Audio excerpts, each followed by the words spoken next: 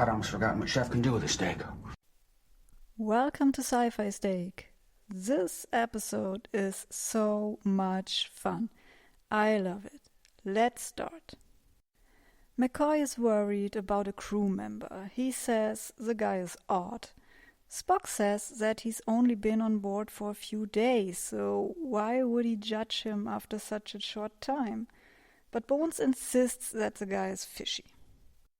McCoy also complains that the guy refuses to turn up for his physical. Spock says he's probably just scared of Bones, beats, and rattles. I think Spock's confusing McCoy with Phlox here.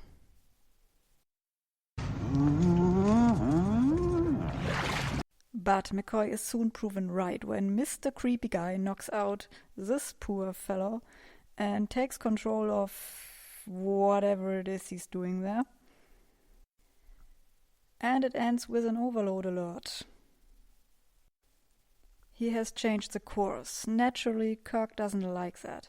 He tries to get control back, but Mr. Creepy Guy, or rather his stuntman, is busy kicking the shit out of Scotty and his engineers. Kirk informs Scotty that the intruder is in his area. Yeah, I guess he has noticed by now. Painfully.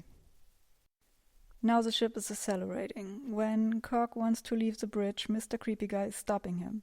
Kirk asks what the hell is going on, and Creepy Guy says, "Do as I tell you or boom." Kirk wants to know who he is, and Creepy Guy talks about himself in plural. That is usually not a good sign. We are Borg. When Kirk wants to know who we is, Creepy Guy opens a flap on his stomach and reveals he's a machine. Uh-oh. Just one question. Why would anyone choose his stomach of all places to reveal that? It's not that he has a six-pack he could show off. Why not his arm? I find that just curious. After Space: The Final Frontier, Kirk wants to know who sent him. But Creepy Guy just says he's not programmed to respond and then takes a nap. So Kirk accepts, for now, the fact that he can't do anything about this. And it seems that guy stood there on the bridge for 4 days. And people still keep running into him. Just saying. Creepy Guy wakes up and wants Kirk to beam down. Kirk says we can talk just fine on the Enterprise. So Creepy Guy says, "Do as I say or else." And it turns out the guy who brought them here is Harry Mudd. He rules the place. Kirk is not in the mood for this. He tries to call the ship, but the lady destroys his communicator. Mudd makes it clear that he's in charge here and he's planning for them to stay here forever. Isn't that awesome? Mudd reveals that there are 500 of these pretty ladies here to serve him. 500, huh? That is... well... is there so much to clean around here? Wouldn't 10 or so not be enough to have a little... fun? Why make 500 if you can't enjoy them all at once? Or does he, break one every other day? The more I think about this... No, I stop thinking about this right now. Even Spock points out that this seems rather redundant. So Harry tells how he got out of his prison where Kirk left him. Of course it wasn't entirely legal. He was to be executed for fraud. Death penalty for fraud. That seems harsh. On the other hand, in the Federation you get the death penalty for flying to a planet, so... Spock points out that he took a lot of risk to get a starship here. Yeah, let's see. Obviously someone faked transfer orders to get this creepy guy on the Enterprise. Shows once again how secure Starfleet systems are. And if McCoy would just have dragged him into sickbay and examined him right on the first day, none of this would have happened. So all it took was hacking Starfleet systems and tricking Bones. If you put it like that, maybe not so risky after all. Turns out that the androids keep Harry prisoner. There are more than 200,000 of them and they want to study him. Seriously? 200,000 highly advanced machines who have never seen a human, but for some reason all look like humans, want to study one single specimen. What are the other 199,999 doing when the first one is done after 5 minutes? Well, obviously they get bored with him, no surprise, and want more. Bones discovers a shrine Harry made for his wife Stella. It's basically just so he can tell her to shut up. Creepy Guy tells us where they came from. Aliens from the Andromeda galaxy came here because their sun went nova.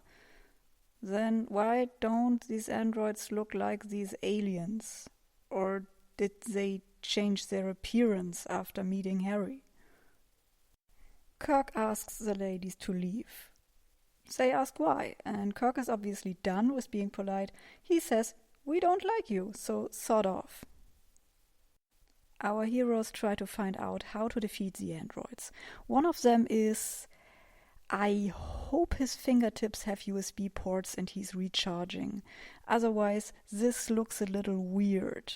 Spock asks questions about the device, and the number on Creepy Guy's neck starts blinking, which means this is a bad question that should not be answered. Kirk and Uhura are having a look at another series of women. So basically Harry is running a shop for sex dolls down here. Harry points out they were made to his specification, which means... Do I want to know what it means? Harry then talks about the other series of women he's designed, and Kirk asks him if he doesn't believe in male androids.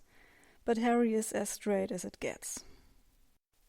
Uhura asks how long these bodies last, and number 19 tells her that none of them has ever worn out. Is it just me? However, Uhura is tempted by the prospect of immortality and eternal beauty.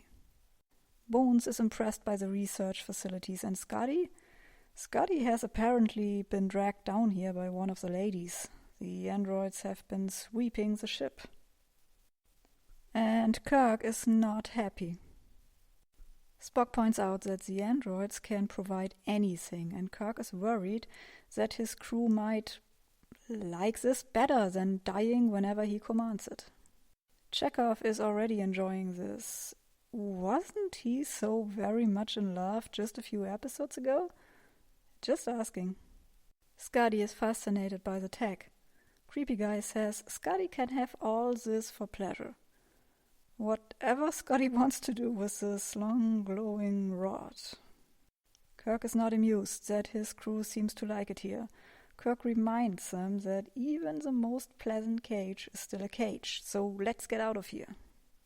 The lady asks what they desire. Kirk says, I desire my ship. We're not happy here. She doesn't understand. Spock explains what unhappy means. When Kirk insists once again that he wants his ship, she starts blinking. That seems to be the equivalent of a blue screen with subsequent restart.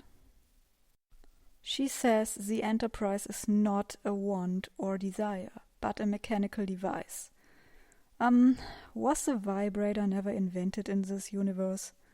When Kirk says the Enterprise is a beautiful lady, she loses it and runs off.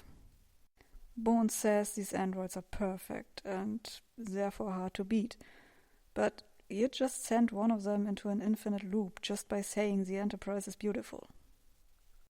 Harry has packed his bags and is ready to leave. And while I'm looking at this screenshot, I realize that the male androids seem to be fully functional and are not ashamed to show it. You are fully functional, aren't you? Of course. Creepy Guy reveals that they won't let Harry go. They will keep them all here, for their own safety. They want to keep humanity from exploring space because they are too greedy and corruptible. And do I hear someone laugh in the background? It's Judge Q to you. Spock asks, how do you want to stop us? Well, by making humanity completely dependent on the androids. That is certainly less effective than snapping your fingers, but could work. Creepy Guy says humanity will be completely controlled and happy about it. I will just leave that little statement right here without a comment. So, our heroes need to get out of here. Scotty points out that androids are not capable of creative and independent thought. It is an attempt at pure creativity. Spock points out that there are so many series of different androids, but only one creepy guy, so he must be the boss. So they get the idea to unleash a DDoS attack on Creepy Guy by confusing the others, so they would all call him for help. McCoy puts Harry to sleep. Why has Bones this? Why didn't the androids take his tranquilizers away from him? Kirk tells this lady that Harry is sick. She says, that's your problem, you must take care of him. Wasn't your plan to make humanity completely dependent on you? Kirk tells her that Harry will die if she doesn't let them treat him on the ship. She is about to allow it when Uhura spoils the plan by telling her that Bones drugged him. She wants an android body, and she will get it as a reward. But of course, this was just part of the plan. And now comes the best part of the episode. Our heroes give a little show for the androids, and a great one. They confuse the androids until they blink for help. Spock tries to nerve pinch one of the ladies, and when that doesn't work, he disables them by saying illogical things until they pass out. And now the final act. They need to confuse Creepy Guy, and I would really like to see the rehearsal for this. This performance is awesome. Just awesome. So they succeed. Creepy Guy starts smoking and passes out. Kirk sentences Harry to stay here, and as a special surprise he gets 500 of the Stellar-type androids. Isn't the Federation kind of anti-torture? There are so many good gags in this episode. The interactions between Harry and Kirk are gold. No matter how many times I watch it, it amuses me every time. Thank you all for listening, and see you next time here at Sci-Fi Steak. Bye. Goodbye, Harry. Have fun.